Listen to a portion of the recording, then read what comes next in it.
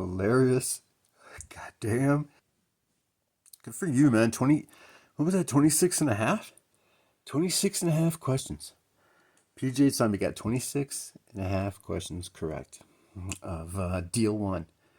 So that's the latest that I've looked up. I'm going to keep track of people's correct answers, so forth. All right. Yeah, that was brilliant. Thanks a lot for posting that vid, man. Huge shout out to PghZombie. Wow. That's all I got to say.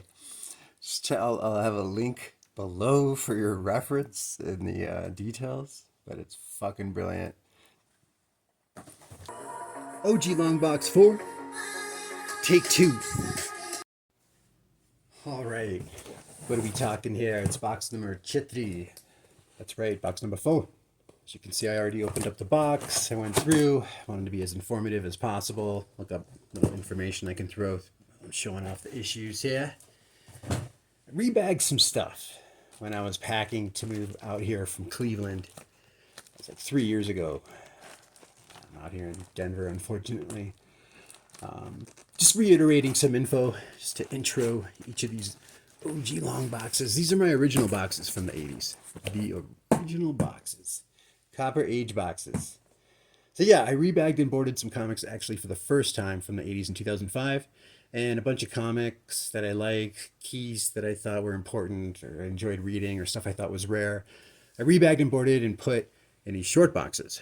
So that's part of the comics that were left over got compressed from 11 original boxes now to these 7.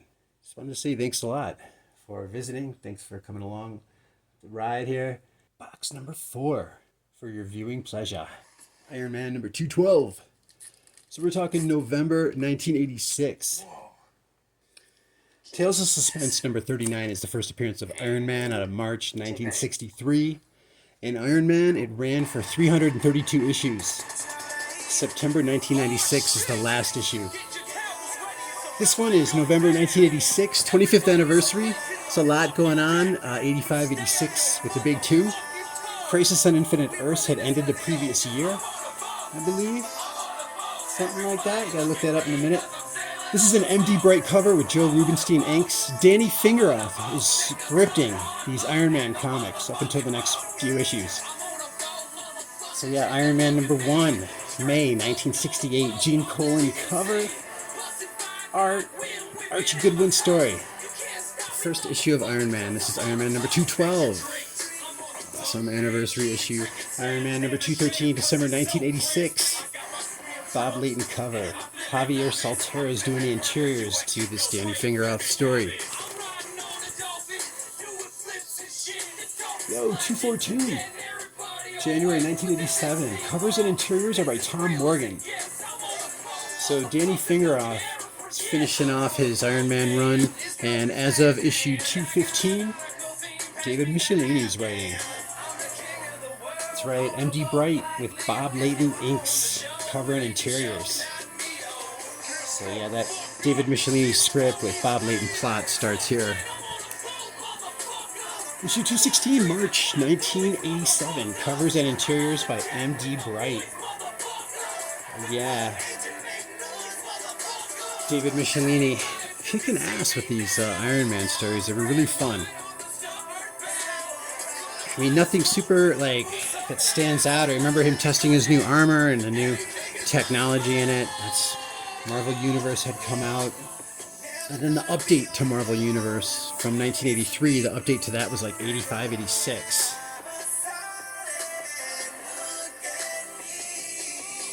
So issue 217. So this is still after that though, but all the technical drawings in those Marvel Universe definitely incited my imagination, my interest. Iron Man 224.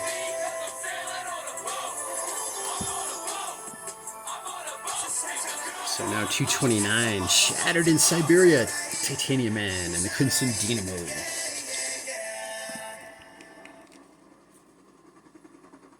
Number 230 and 231. So it's June and July of 1988. Butch Geist. And then he started doing the interiors as of issue 233, which I don't have. I went as far as 232 apparently.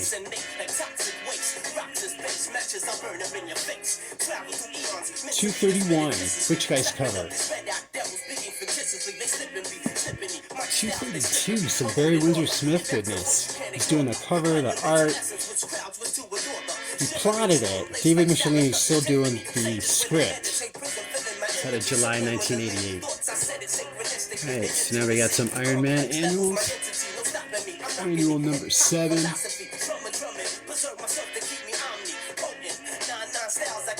David Michelini and Bob Layton doing the plot to David Michelini doing the script. They worked together until issue 250 of Iron Man, by the way.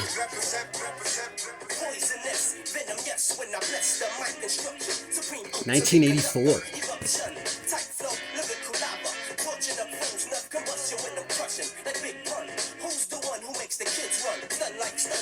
This is Luke McDonnell, by the way, doing this artwork. That looks familiar to anybody. Walt Simonson cover.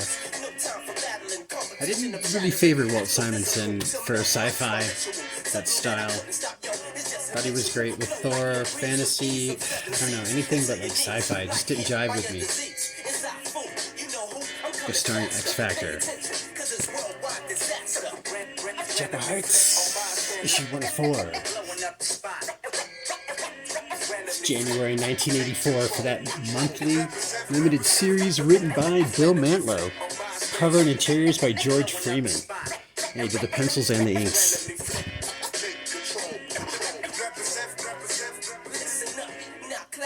Something like Jack of Hearts is going to sacrifice himself to save this planet, to try and save the star.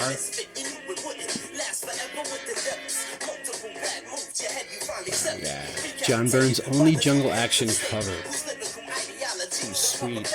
That's Jungle Action 23, John Byrne cover with Dan Adkins inks. The interiors are by Gene Colan and Don McGregor. Don McGregor had been writing Jungle Action since issue 6. Issue 5, the first Black Panther story, was a reprint, the first appearance of M'Baku. Reprint of Avengers 62 by Ray Thomas, issue 5. But yeah, Don McGregor, all the way up until I think issue 24 was the last one.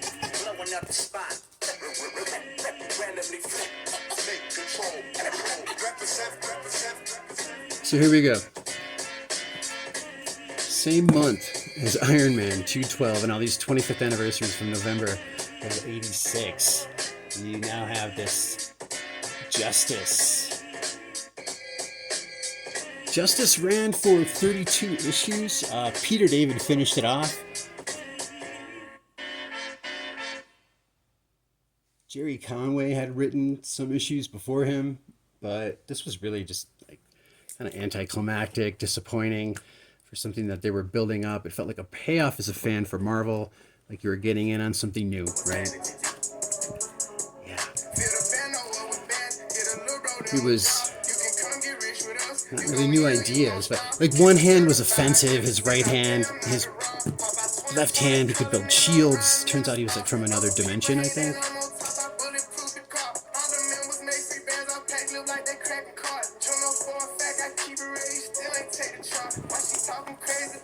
It's kind of forgettable, these Justice comics.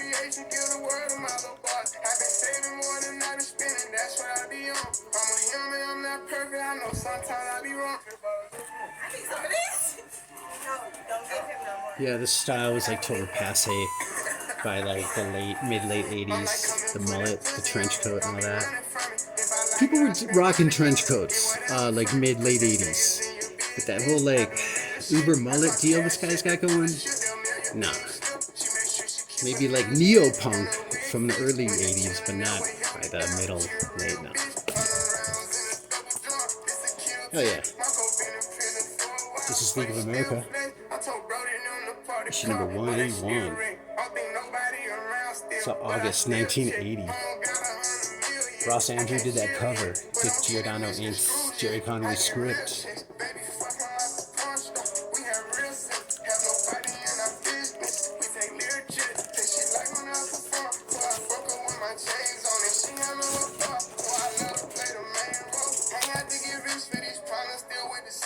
Justice League of America, issue number 200. It's a really gorgeous George Perez cover.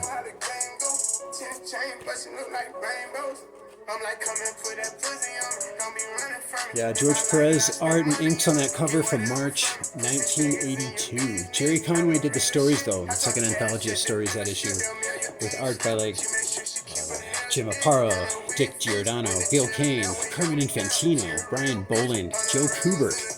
George Perez did the first story with Brett reading inks, and he did 5 more follow-ups at the end. So Justice League of America, it was ending. There's a lot of changes that were going on. Like I was saying, runs that have been going on for decades were ending in 86, 87 over at DC. Some titles were getting rebooted after Crisis on Infinite Earths. Number 256, 1986.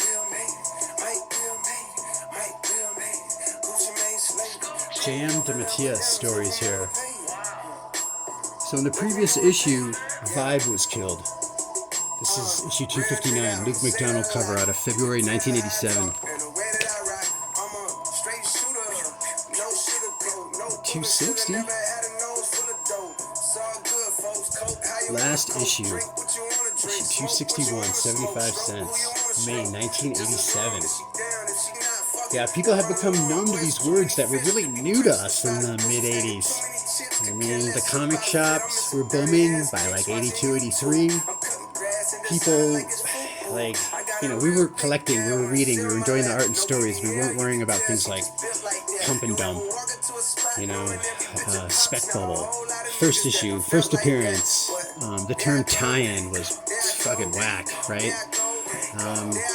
Tie-in, you might as well, like the pun I made in a previous vid about Ann Nocenti writing Daredevil. Like, your hands are tied. Yeah, I'm sure that's what writers would call this. Justice League, title rebooted, issue 2, 1987, June. Kevin Maguire did the cover, Al Gordon did the inks, Keith Giffen did the plot, and Jim DeMatteis finished it off with his script, and Keith Giffen also did the breakdowns for the artwork. Kevin Maguire finished it. Kevin Maguire finishes Keith Giffen breakdowns for the artwork. Jim DeMatteis' script finishing off Keith Giffen's plot.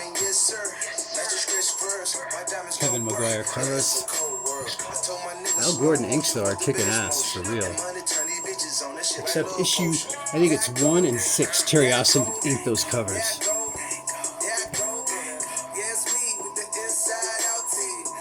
September of 87. October of 87. So issue number 6 here is where the title ends as Justice League. October of 87. Justice League International now. November 1987. Same creative team though. And this international title lasted until issue 25, April 1989. So, like right now, we're talking 1987. So this is now the first year of Marvel's new universe. A lot of stuff is being rebooted. People are trying to compete with each other. I don't know if you want to call it modernizing. Number 8. Number 9, January 1988. I need this shit cooked right. Let's keep that water 400 degrees Fahrenheit. You ever been inside a federal courtroom? Justice League 10. You ever went to trial and fought for your life? Being broke did something to my spirit. Ass niggas deployed me. They act like they Number 11. Look at me now, driving German engineering. You don't want your baby mama fuck, keep the hoe from near me. Kilroy. Remember when I used to use your L's to hit the road, hit the O and make them big boy sales? Remember when you had them green things? I think it was Monogram. That was the company that, was it General Mills? Whoever owned Hot Wheels. They bought Monogram so they could combine the models. Going off on a tangent there. Bernie Loomis, right? He invented the Saturday morning cartoon. Number 13. Thanks to his Hot Wheels cartoons that were deemed advertisements, so they had to cancel them. Alright, going off on a tangent. It was like around 1970. Issue 14. Justice League International. Up until 25, I think. His name is Wayne. Bruce Wayne. Yes, I slap girl. Yes, I slap dog. Yes, I slap loud. Yes, I slap a pussy nigga if he act out. Yes, I caught cases on the road with them killers, bro. Kill me if I snitch, cause if you snitch, I'm gon' kill you. Spent a lot of time on the yard with them gorillas. Stood tall. Did I let niggas hold me? Quit being silly. I know for a fact your bitch pussy get wet for a nigga. Cause I do it better, plus I'm doing better than niggas. I'm at home when I'm down there in Lexington, nigga. About the king, they gon' drop you in. Who next to you, nigga? Go get him, say Lil T. Get ahead of them niggas. When you take off, I'll look back and try to rescue them niggas. I got mans to make sure you get the rest of them niggas. Don't let them get the best of you, just get the revenue, niggas. So let me know what you can handle. Okay, come grab it. Here goes some extras, so if I'm busy, you can manage. Fiends happy, bleed dancing, he ain't $60 salary. I'll take it there and back. Tell the feds I need a challenge. My first offer was 30 years, not a day low, nigga. I told them crackers holla at me when they saw Injustice League. Issue 23. Take his head off his fucking shoulder. You hear me? Hit the rollie, start with the rollie on. What was our getaway car? January of 1989. Hey, I heard I had some steep dishes. Whoever feeling hot, that AR got the heat sensor. Good said don't entertain them hungry niggas. I wish I would pay attention to these homeless niggas. Don't call my phone. I don't wanna do no song with niggas. And tell your bitch to tighten up before I bone her, nigga. I don't know you niggas. Fuck wrong with niggas. Through these white buffs, I can see the hole in niggas. Free my nigga Barrett, go that boy be hoeing niggas. Shoot the smile off your face, I don't joke with niggas. Boy, I can't trust you with that strap if you ain't got no body. Boy, I can't take you on no lick if you ain't robbed nobody. You ain't no shooter, you can't do that shit without no molly. I came home and had the halls wetter than Kalahari. 30 months ago, niggas ain't think that I was coming home. Shout out to them niggas free shit I've been coming on. Get them to the crib, bust them down, that bitch run along. This SK and get to shaking like it's something wrong. 30 bands too. Issue 25. April of 89. Issue 26, Justice League America.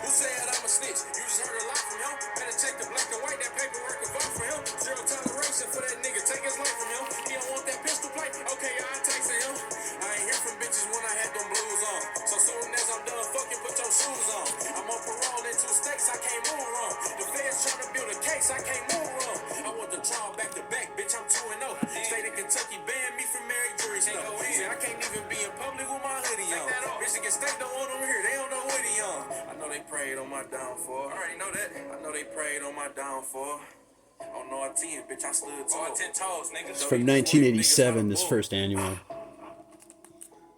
Nice. Justice League International. It's listed as the second annual. Keith Giffen cover out of 1988.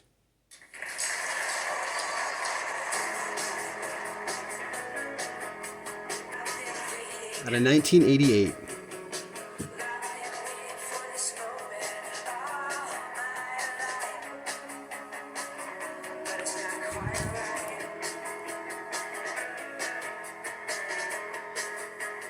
Annual 1989.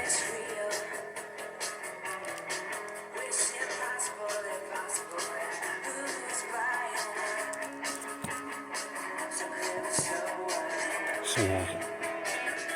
Once again, new universe. I was reading this going, what the fuck is this? This is supposed to be new. This looks like it's from 1974. I don't know, 78. It's like mid-late 70s. This is ridiculous. This whole spiel here. I was like, what in the world?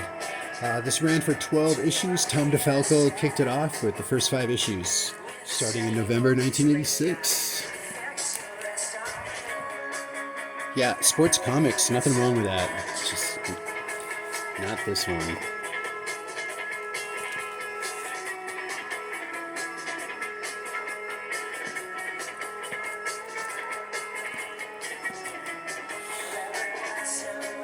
Eventually, somebody's going to get their mind wiped. Somebody's going to get brainwashed. Kitty Pryde, at the time she was known as Ariel. Her dad was caught up in some shady business deals in Japan. So she went after him to help him out and was kidnapped by this shogun, this evil shogun called Ogun. O-G-U-N, Ogun. What do when somebody gets in the way? You brainwash them and turn them into a ninja. It's fucking awesome.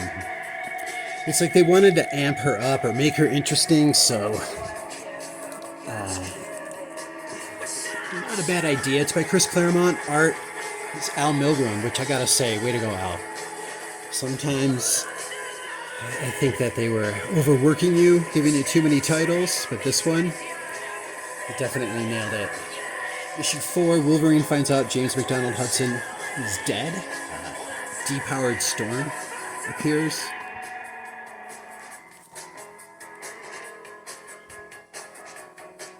It's from November 1984, was the first issue. A 6-issue limited series. We're talking 1985 here with this last issue. And of course, what Copper Age collection can you have? Unless you have The Last Starfighter. I've only got the first issue though. It's a 3-issue limited series based on the movie. Jackson Rice cover. Bill Mantlo adapted the movie into the script here with Brett Blevins interior art.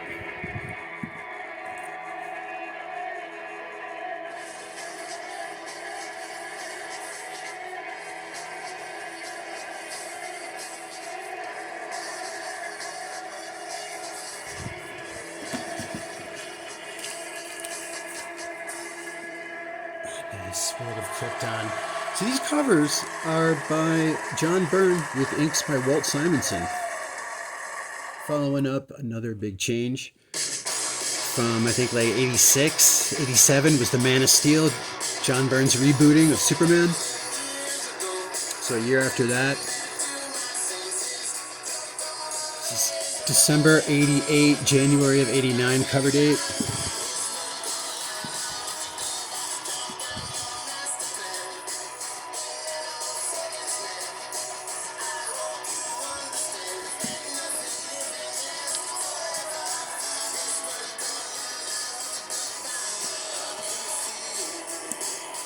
Byrne, I followed him from Marvel over to DC.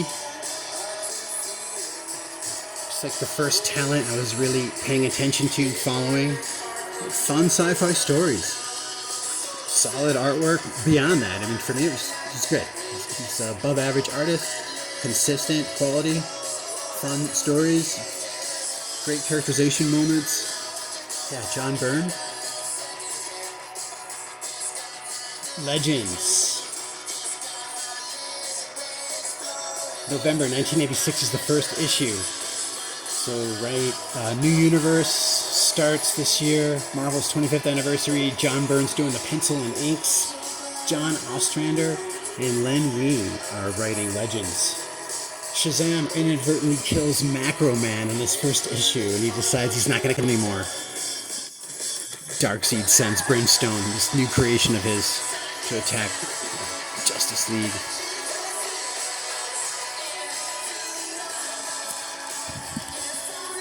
This is the first appearance of Amanda Waller's Suicide Squad, I believe. Issue 3 there, 1987. J. Gordon Godfrey, I guess it's one of Darkseid's minions. People wake up to his manipulating the crowd when he hits a kid. That's going to be the only time people are going to wake up, regardless of your political beliefs, left or right. Start getting people, the average protester is like a teenager. You start seeing what happens to them. Yeah, people are going to start waking up. He comes back. Issue 6, April 1987. The conclusion.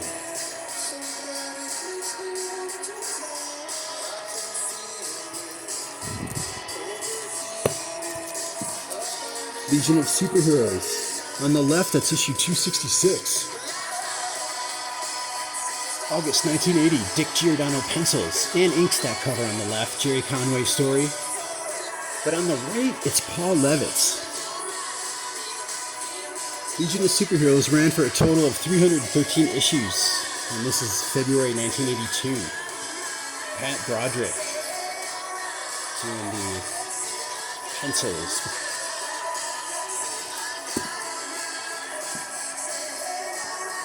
So all these titles are getting rebooted. May 1986 on the right. Greg LaRoque cover and interiors to Paul Levitt's story. Paul Levitz is still writing. Steve Lytle pencils and inks.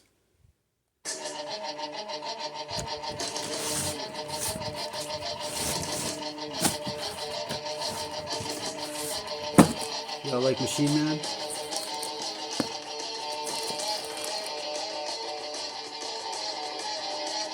April 1978. Jack Kirby, Frank Giacola inks on this cover. Can you dig it? Jack Kirby did the art and story. Mike Warrior did the interior inks, but Mr. Machine was created in the comic book series the year earlier, 2001 Space Odyssey in 1977 in issue number 8, of which Jack Kirby wrote and drew all of those issues. I think it was a total of 10. The next year, because the term's copyrighted, they rebooted the title, the character, as Machine Man, because Mr. Machine was copyrighted.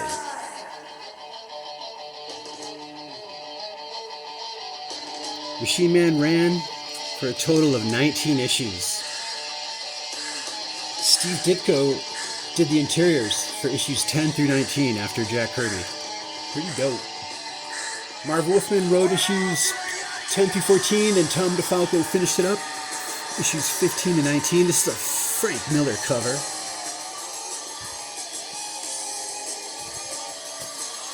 Tom DeFalco. Didn't we follow Jim Shooter as editor-in-chief by the late 80s? So Tom DeFalco, after this ended, 1979, 80, 4 years later, we have this 4-issue limited series written by Tom DeFalco. October 1984, Machine Man, issue number 1. Oh.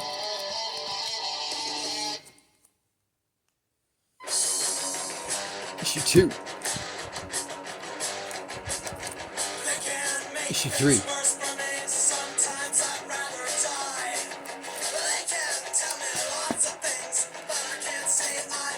Man.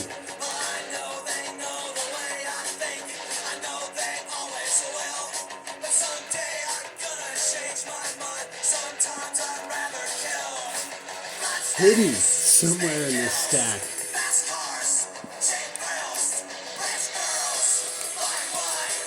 Barry Windsor Smith co-plotted, did the colors, interior, and cover work. Barry Windsor Smith art. Machine Man, 1984, 1 through 4. Arnhem Stark, Iron Man 2020, first appearance, issue 2.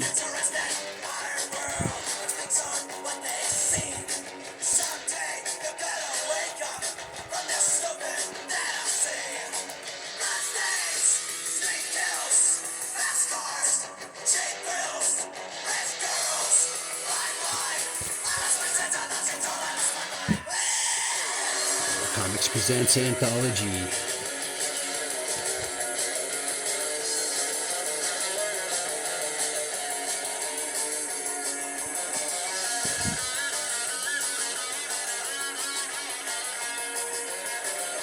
Al Milgrom.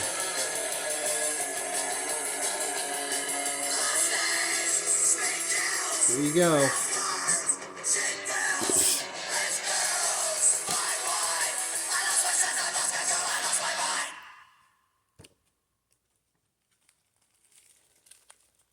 Patch story. Wayne ever think what it's like to be someone like me? To be somebody but themselves, they don't. They think that we'll just sit there and take it like good little boys, that we won't werewolf and go wild. You finished? I mean, there's so much self-pity out there. Madhouse Comics. Excuses for killing those young men. How about another joke, Ray? 104 out of September 1976. When you cry, I'm mentally ill loader with a society that abandons him and treats him like trash. I'm telling you what. John Buscema did the covers and the interiors for this first issue. Continues from Uncanny X-Men 160 from 1981. This is Magic. December 1983 to March 84. This should be called The Inker.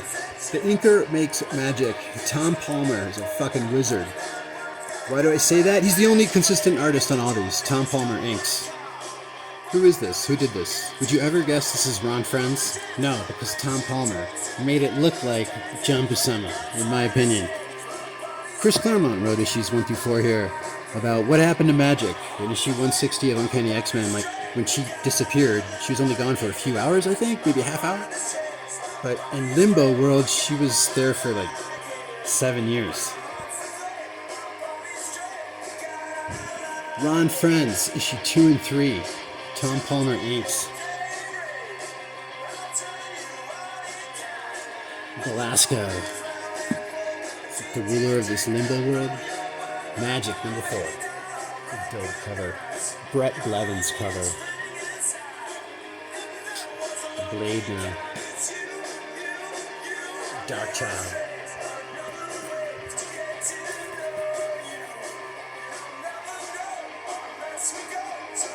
This would make a great poster. 1984. Man of Steel. A lot of gimmicks going on here. I mean, in a way it was a gimmicks, but at the time when this first came out, it was exciting. It was like, they love us as comic book collectors so much. This is bi-weekly.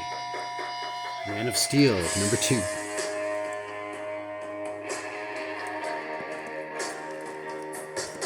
First appearance of Magpie. Yeah, the first issue of Man of Steel had a variant. Had like a B cover.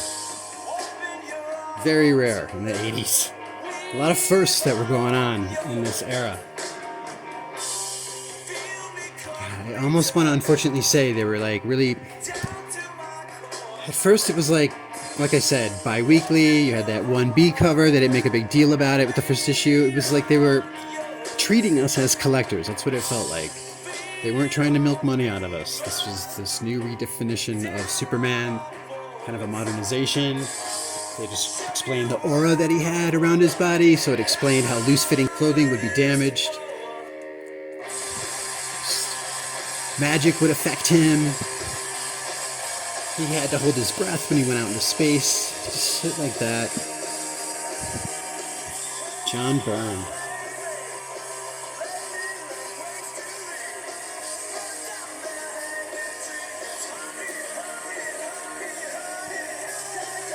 Yeah, Marvel Age. I didn't keep all my Marvel Age comics.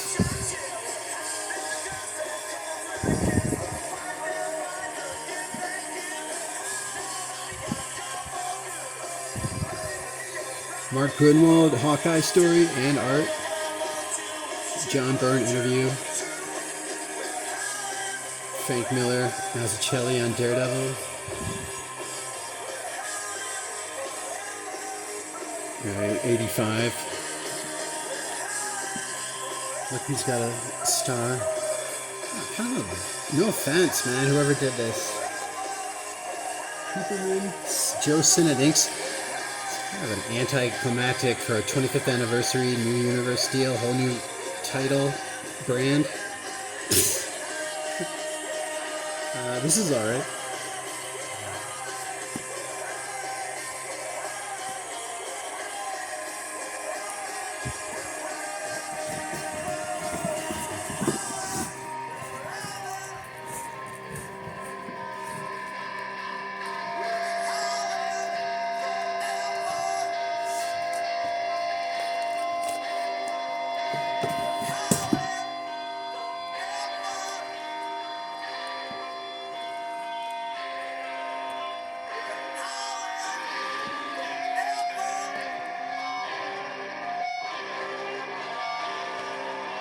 Fall of the Mutants, 1987.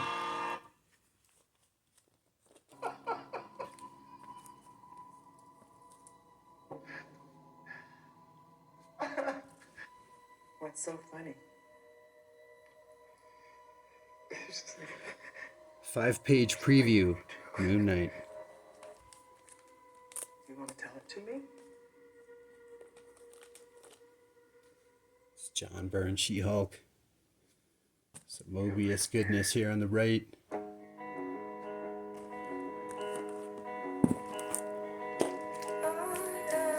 So Marvel Saga did like these synopses each issue. Marvel history. One of the things though that was kind of shady about this is where they started to define Namor as a mutant. And if you're a hybrid of two different races and you have powers, I wouldn't say that's a mutant, right? I mean, sorry. If you're gonna start getting into details, then I'm gonna start getting into details, right? Either way, it's fun to read now, but do you think John Byrne did this cover? I did. Marvel Saga, issue number 1, December 1985. Ron Friend's cover with Bob Layton inks. So Peter Sanderson is known as the writer, the researcher for these synopsises. Pretty cool. Ran for 25 issues. Ron Friends. Al Milgrom inks, though, for issues 2 and 4. Totally different, right? Same artist. Ron Friends, issue 3. John Byrne inks. So Ron Friends, John Byrne inks. Ron Friends, Al Milgrom inks for 3 and 4.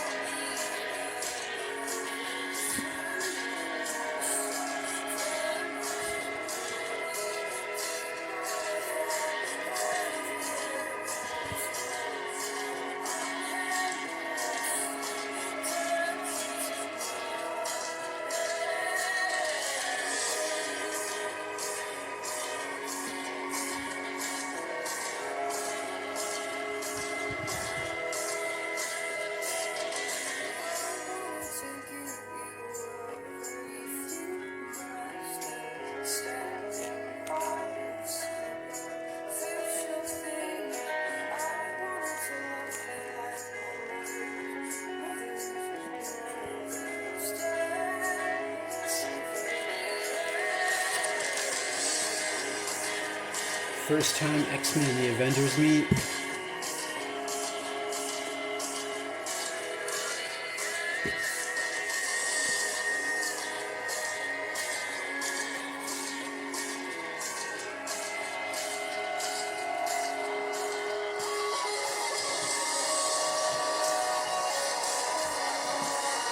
Issue 22.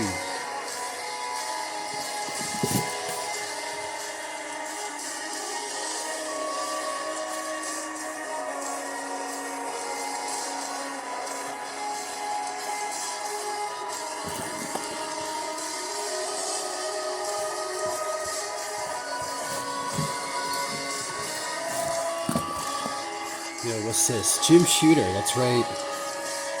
He wrote all 12 issues in 1984. So Mike Zeck did the artwork, except for issues 4 through 7. Bob Layton. This was such an awesome cover, and the story paid off. Typically today they'd show this and you would never see this happening in the comic. Sorry. All right.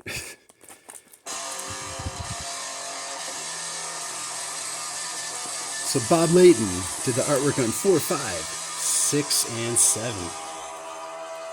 First appearance of the new Spider-Woman.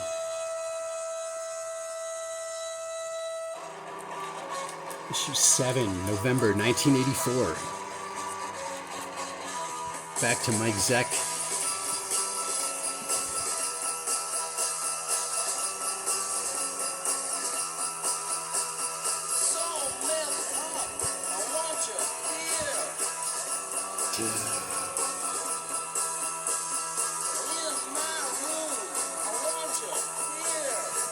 Running the gauntlet. Left area, represent.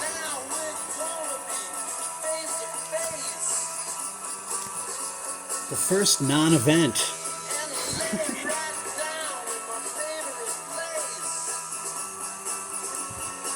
Right?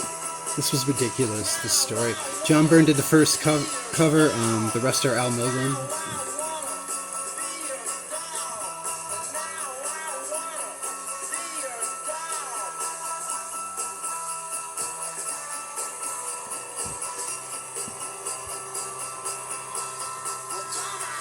The Beyonder, kind of human.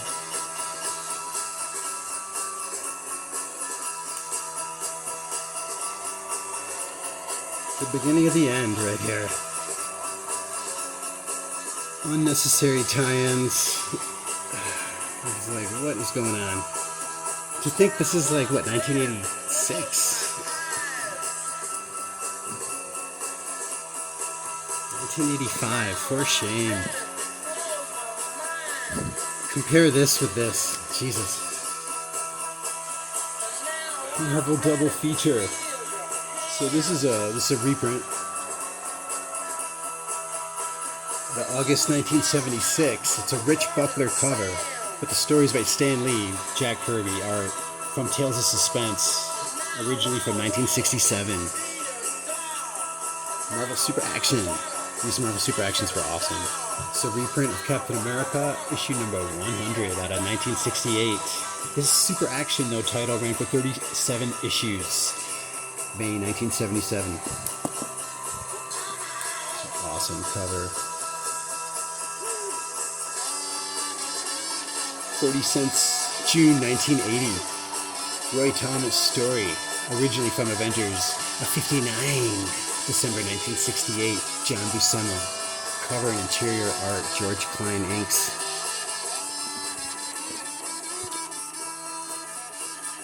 Avengers, issue 75 and 76, right here.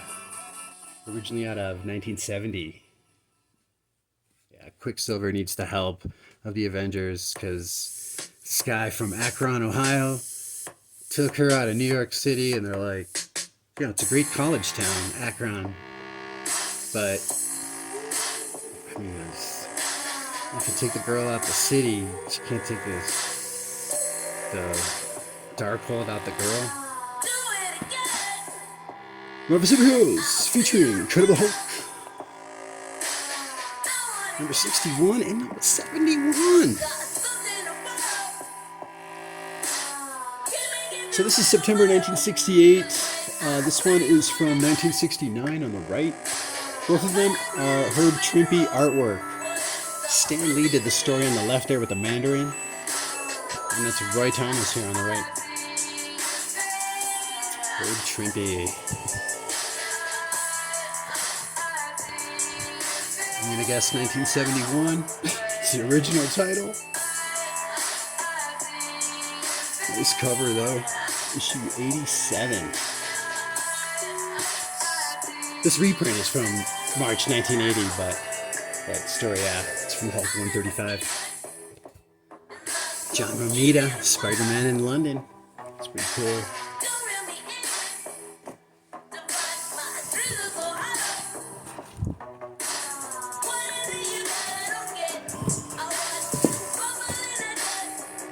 Marvel Tales 138. So 137 has the reprint of Amazing Fantasy. That's the first appearance of Spider-Man, Amazing Fantasy 15 from August 1962. And now we got issue 138 here. It's out of 1982, Marvel Tales, but this is a reprint of Amazing Spider-Man. Steve Ditko collaborated with Stan Lee up until issue 38. Amazing Spider-Man number 2, issue 139 here. Stan Lee and Steve Ditko. First appearance of Vulture, reprinted. These Marvel team-ups are awesome.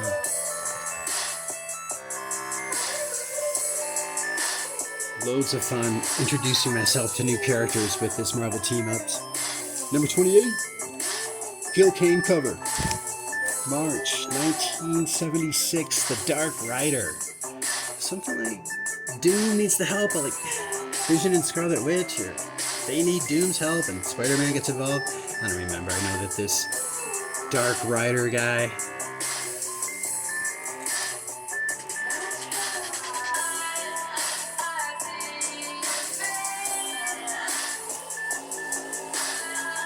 Marvel team up. Number 48. John Romita Sr. cover. This team-up issue is from August 1976. Team-up 50, Duel in the Death Crypt.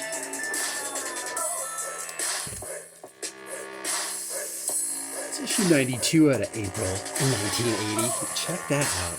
Al Milgrom, Joe Rubenstein inks. Yeah, you know, if you look at like Al Milgrom's earlier stuff, like what Marvel Premiere 51, that first Black Panther, that 3-part story. Yeah, Marvel Premiere 51. He did a great job with that cover. Al Milgrom again here. 92, Al Milgrom. Now he did the pencils and inks on this, as opposed to Joe Rubenstein. Number 103. March 81, Frank Miller doing that cover. Joe Rubenstein doing the inks. David Michelini. Ant-Man, Spider-Man story. Who did that cover?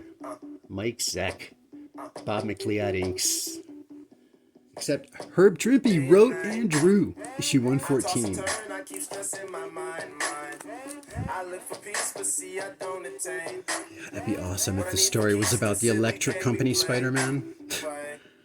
Morgan Freeman makes an appearance. Who knows?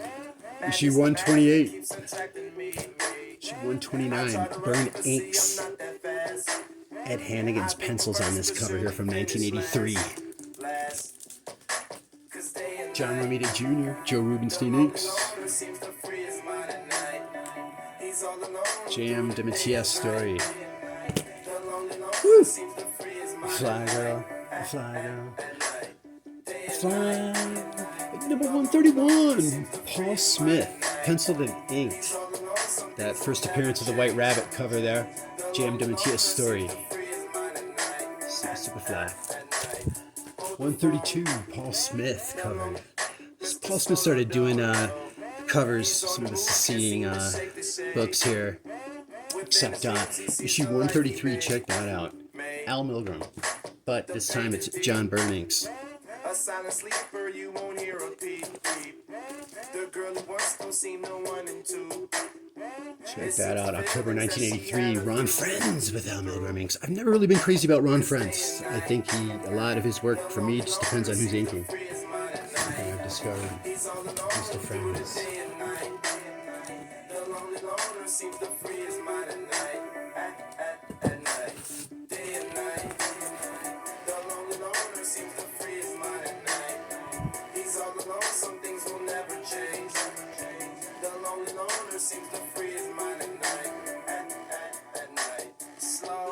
Al Milgrom.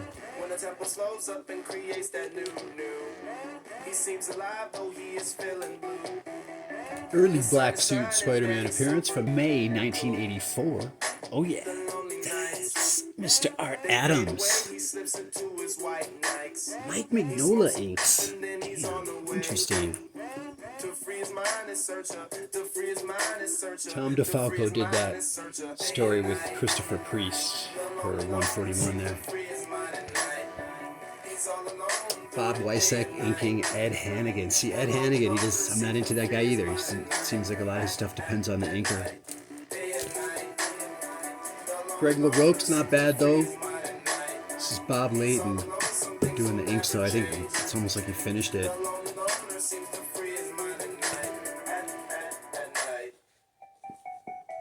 Mickey Rourke represent. Nomad, issue 146. Number 147. Awesome cover. 148, December 1984. Merry Christmas. From Al Milgrom. He did the cover and inks. Excellent work, Al. Greg LaRoque did the interiors to Carrie Burkett's story. It's a great idea. Fucking awesome idea right here. Oh yeah, I remember it. See how this is newsstand? Because I didn't get this from the comic shop. This sold out. I remember people at the shop at Classic Comics, Cards and Movie, that comic shop on 7 in Middlebelt. I remember people were like, yeah, you gotta get that issue. So I ended up finding it at the local bookstore, reading Railroad Express. Spider-Man, it's a not bad cover. Louis Simonson wrapped up these last 2 issues of Marvel Team Up. Each one's just a one-shot story. Last issue, Greg LaRope, interior pencils. Juggernaut, like his only friend Black Tom. It's Black Tom's birthday, and Juggernaut gives him the Chitarak, that gem. It gives him his powers. He temporarily gives it to Black Tom because it's Black Tom's birthday. He's like Juggernaut's only friend. Nice cover. I love this combination of Cloak and Dagger and the New Mutants. These were like my 2 favorite books at the time. First half of the 80s, I'd say. Well, at first it was the Avengers, and I think it was always the Avengers, actually. But I considered these 2 titles here non-mainstream. All right. This was interesting because there's a few panels in here where he's like talking about how his new suit gives him different types of webs that he can utilize. Got the Collector making an appearance here. Marvel Triple Action, these are great. Number 22. It's out of 1974, but the reprint is Avengers 28 from 1966, Stan Lee's story. Although Jack Kirby does this cover, Frank Giacola inks, it is Don Heck pencils for the interior story. March 1977, Triple Action, number 34, Roy Thomas story. And it's reprinting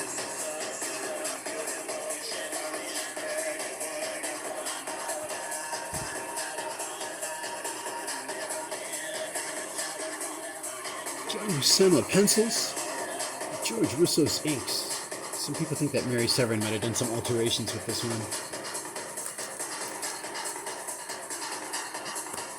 This is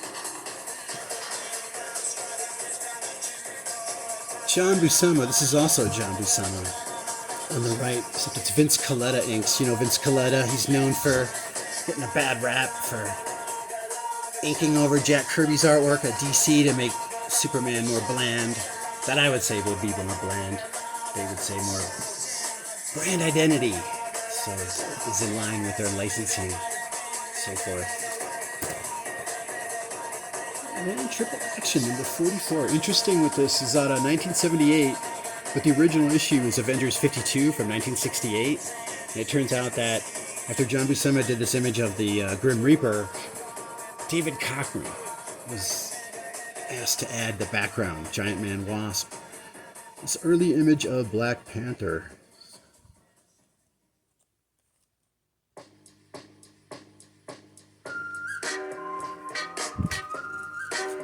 Cool cover there. Marvel Triple Action, 45, December 1978. John Buscema pencils. This time, it's George Tuska doing the inks, and that's from X-Men 45. Originally from 1968. 3 new pages of art were inserted here compared to the original story. Between pages 1 and 2 of the original, there are flashbacks to events from Avengers 52 and X-Men 44.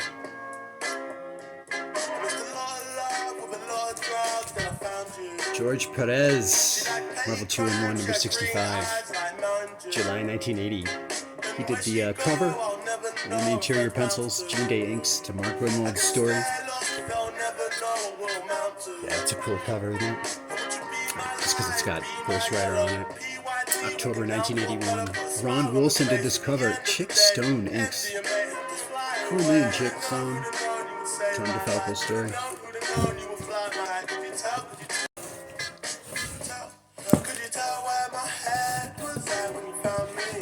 Let's wrap this up. January 1983. As a fan of comics, this was such a great payoff. I mean, it's nice props for a fan, you know, for a reader to come out with this, whether they think there's a demand for all this detail or not. This was awesome. January 1983. It's like an encyclopedia. Every month they came out. Mark Grunwald is credited for doing the research and all the descriptions inside. The covers for each issue are Ed Hannigan. Yeah, Joe Rubenstein did the inks this time. These connecting covers.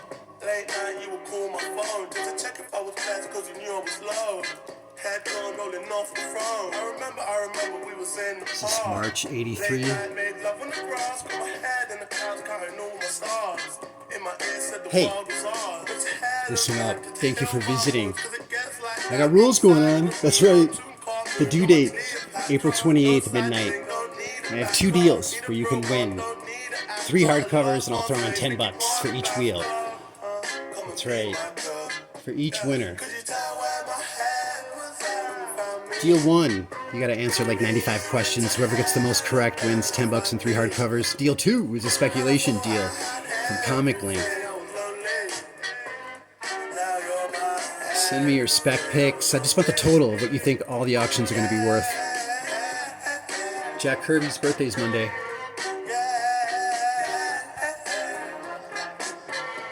So thanks for playing.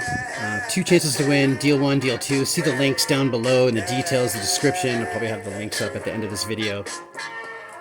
Deal 1, my 420 subscriber appreciation contest. Deal 2 is my 420 subscriber appreciation contest. 2 different chances of winning.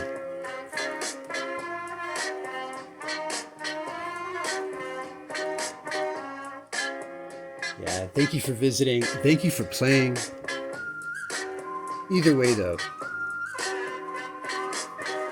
thank you for subbing. Much appreciated.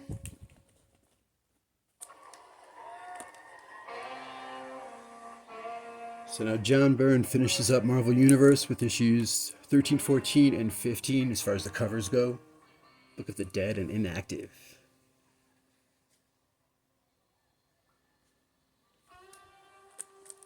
So issue 15 is really cool. I just want to note, it's from May 1984, but specifically, it's just cool because of the designer. This guy makes these fictional objects seem, right, plausible. He's got these mechanical drawings, designs of Machine Man, Wolverine's claws, Cyclops visor, Rom, anything technical, the Avengers Mansion, the Quinjet, Savior's School, diagrams galore. By Elliot R. Brown. Much respect. Elliot R. Brown. Book of Weapons, Hardware, and Paraphernalia.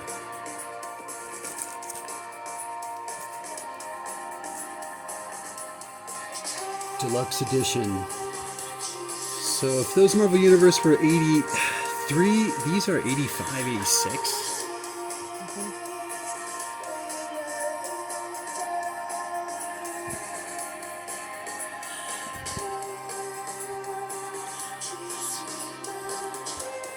Excellent work, though, I gotta say. Following up from Ed Hannigan's covers, Joe Rubenstein inks, these John Byrne covers. Once again, making you feel like you're a payoff for being a fan of the company here. That lasted until like end of '87, I'd say. That Inferno tie-in with X-Men gotta be too much. For me, it got to be too much, but brilliant covers, pretty simple work. John Byrne makes it look easy.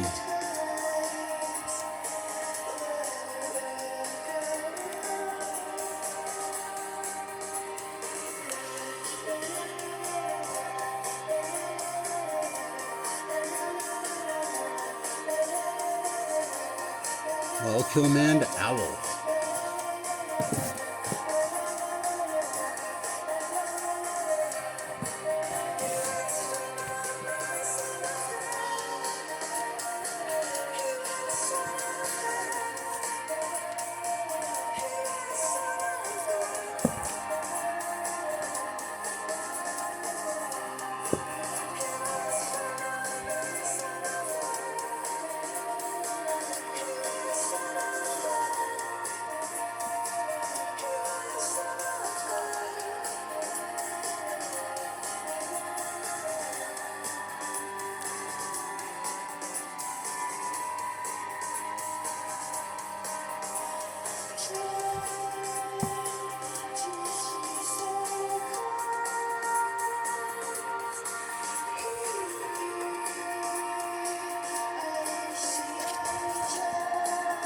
Book of the Dead. Right, so yeah, that Book of the Dead Following up from the deluxe, issue 16. Update 89. Forgot about that. Now, as you can see, this is 89. Compare the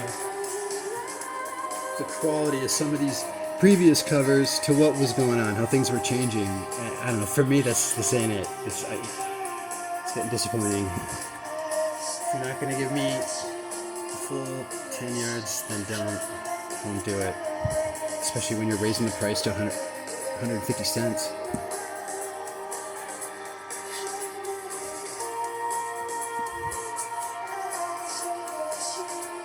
Alright. Really appreciate y'all sticking with me for box number 4. My original geek long box. Keeping that copper train moving. 3 more boxes to go.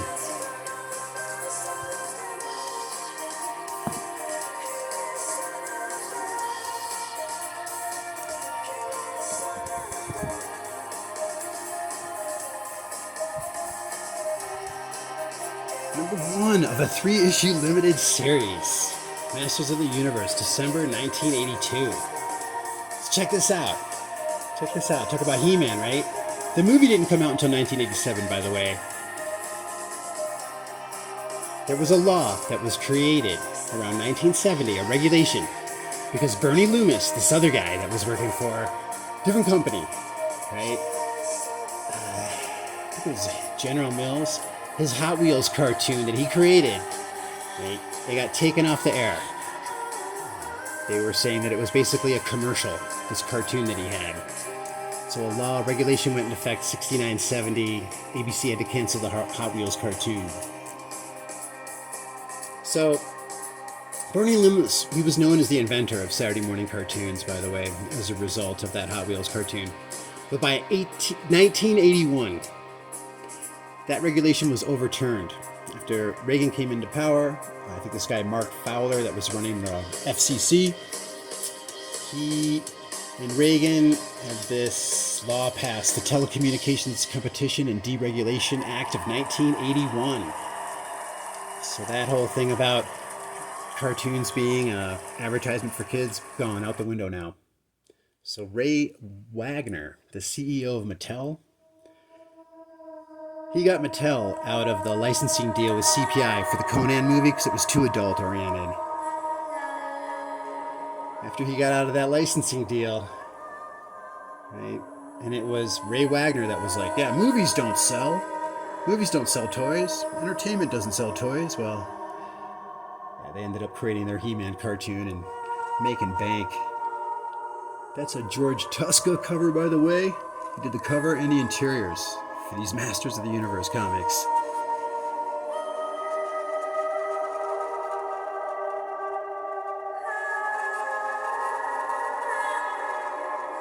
And that's all she wrote. Box number 4. Complete. Thank you for watching. Much love. Till next time, stay safe. Peace. I've been hustling all day, this away, that away, through canals and alleyways, just to say, money trees is the perfect place for shade.